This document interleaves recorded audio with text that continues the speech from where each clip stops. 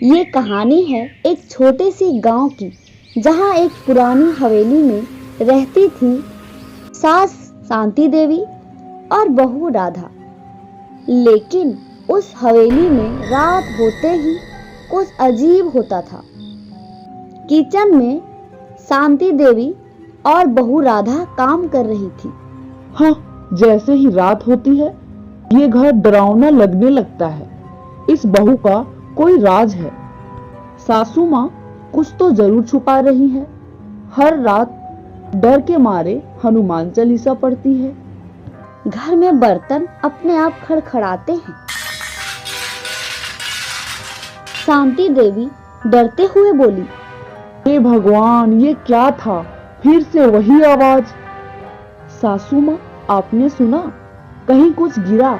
ये रोज क्यों होता है? अगले दिन शांति देवी पड़ोसन से बात करती है। अरे दीदी, हमारे घर में कुछ अजीब अजीब आवाजें आती है। लगता है कोई भूत प्रेत का साया है। मैं क्या करूं? परेशान हो गई हूँ। कुछ समझ में नहीं आता। तुम ही कुछ उपाय बताओ। अरे बहन, हमारे घर में एक बाबा आए हैं। झाड़ फूक में माहिर हैं। उन्हें बुलाओ, सब ठीक हो जाएगा। अगले दिन बाबा को बुलाया जाता है।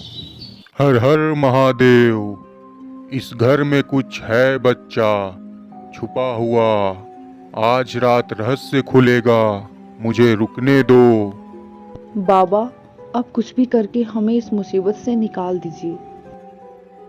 रात के 12 बजे तीनों एक रहस्यमयी कमरे के सामने खड़े हो जाते हैं। सासू माँ, ये देखिए, ये रोशनी कहाँ से आ रही है? अरे, ये तो वही कमरा है जिसे मैंने सालों से बंद कर रखा है। दरवाजा खोला गया तो सामने कुछ नहीं था, लेकिन तभी राधा चौंक गई। कमरे के कोने में रखी अलमारी अपने आप खुली। उसमें से एक पुराना लकड़ी का संदूक निकला।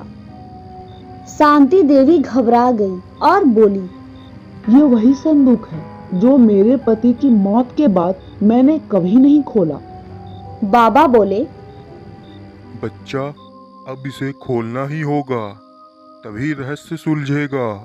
जैसे ही संदूक खोला गया, उसमें से निकली एक पुरानी डायरी और एक वीडियो कैमरा। राधा ने डायरी पढ़नी शुरू की। उन्होंने हवेली में एक खास गुप्त दरवाजा बनाया था जो हर रात खुलता है, और एक छोटा सा अनाथ आलय भी है जिसमें गांव के कुछ गरीब बच्चों को चोरी छिपे खाना और किताबें पहुंचाई जाती थी। वे नहीं चाहते थे कि कोई उनके भले काम को दिखावा समझे। शांति देवी की आंखों में आंसू थे। उन्होंने बहू की ओर देखा और बोली, मैं डर के मारे कभी ये राज खोल नहीं पाई। मुझे लगता था कि कोई आत्मा है, पर ये तो उनके नेक काम थे। राधा भी भावुक हो गई।